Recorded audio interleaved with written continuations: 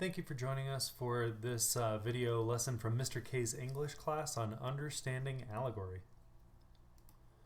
So first thing to understand about allegory is the definition itself. An allegory is going to be a story, poem, or picture that can be interpreted to reveal a hidden meaning.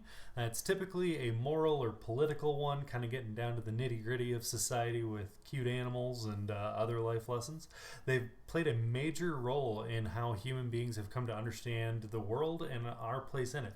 Really, when you take those complex concepts like political structures and socioeconomic status and things like that, and you can simplify it, so to speak, maybe not in the content itself, but how you are delivering it through a story, then that's really when you get to that allegory side of things. Great examples of that: Disney.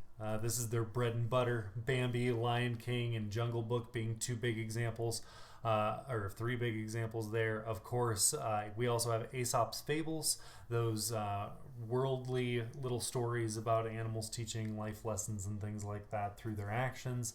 Those are all going to be fantastic examples of allegory. Our first novel of the semester, Animal Farm by George Orwell, is another great example of being allegory, or allegory being used to present a real-world conflict through vivid nonfiction. You definitely learn quite a bit about the world, and especially Orwell's perspective on it, by reading that book. So let's go ahead and work through this lesson real quick and see what we can find. Alright, so first step is going to be read through The Tortoise and the Hare. It's attached on your Infinite campus. You should see it down there. It's also really easy to Google it if you need to. So go ahead and take a moment, pause this video if you need to, and read through The Tortoise and the Hare. When you are done with that, let's go ahead and kind of consider this story on a deeper level. So think about who and what the hare represents. Sprinting straight to the finish line, not really thinking about anything else other than that goal in mind, and just trying to get there as quickly as they can without any real consequence. And then the tortoise, who is incredibly methodical, and think about how they approach the finish line and what that tortoise does to ultimately end up victorious. Is this story for children? Why or why not? What are some things that might support it being a children's story versus being a more mature or adult story? What is the final moral? Both in your own words and from what you've seen during your readings. And for that matter, what do you consider a moral? How did you come to that conclusion? Be sure, if you need to email me some questions or things like that to kind of flesh some of this out, be sure to go ahead and do that. What do you think the goal is of telling such a story? And what was the author thinking or trying to educate their audience on as they wrote The Tortoise and the Hare? Was it something that was really supposed to be just entertainment up front, or was there supposed to be some deeper meaning? And of course, how do the animals impact that story? Does it make you kind of think of the characters themselves as different archetypes or things like that? How would it be impacted if it were people instead? Why not use people to teach these lessons? Just some things to consider. Remember that allegory is going to be a form of an extended metaphor in which objects, persons, and actions in a narrative are equated with the meanings that lie outside the narrative itself. So the story isn't just hitting you over the head with its morals or overall point.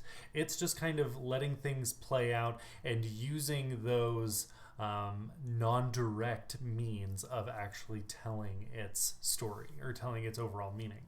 The underlying meaning does have a moral, social, religious, or political significance, and the characters are often personifications of abstract ideas such as charity, greed, or envy. You'll see some stereotypes or exaggerations and things like that because they really tend to blow these ideas out of perspective.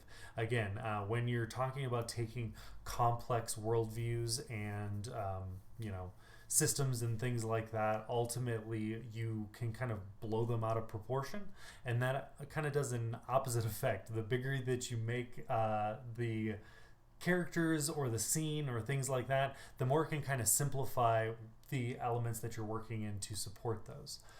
So thus, an allegory is a story with two meanings, a literal meaning and a symbolic meaning. Many allegories use animals to represent human characters, vices, types of people, or qualities of human nature. So think back to, let's use Lion King as a good example of that. What are some of those characters trying to represent? Scar trying to take over Pride Rock, definitely probably an animal personification of greed or hunger for power overall, things like that, the pursuit of power.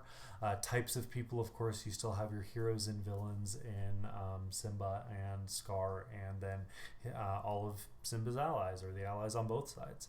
So just think about how these animal-driven stories ultimately end up telling very human stories in the end. Go ahead and work through the allegorical meaning of animals. Be sure as you do that, consider some things. We often humanize animals by comparing human characteristics to animals, such as dogs are loyal, lions are brave, owls are wise, fish are slippery. No, that's not a great one to use, but you get the idea. How does this impact our understanding of the animals themselves? Think about how scary or predatory animals are portrayed in stories, often being the villain, snakes and wolves and bears and things like that. And then you have, your farm animals, your sheep and your horses, cows, often seen as kind of noble or dopey animals. How does that overall affect our perspective on those animals and how we treat them? Does the use of hyenas impact our understanding of how they fit into a wild ecosystem? And the answer to that one is yes. There was actually a story a while back about how there were actually people indiscriminately shooting hyenas, and how a lot of the hyena rescue programs in Africa were really hurting for funding and donations after The Lion King, and they kind of chalked it up to that movie's display of hyenas and how it was kind of unfair to them.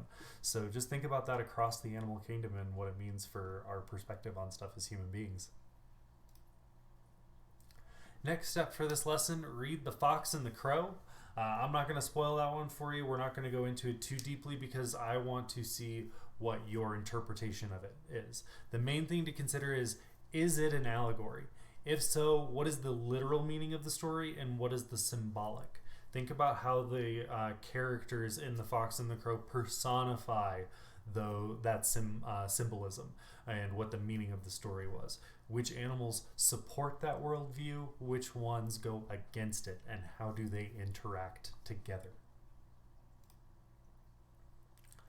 Lastly, for your final grade in this lesson, work through the Unpacking Fables worksheet. You'll read a few small fables and then just write a few short answer questions about them just to see what you know and how good you are now at being able to kind of analyze or read between the lines on those allegorical tales. So make sure that you use the Google form to submit your final answers. That's what I'll use to grade everything. So that's definitely the priority.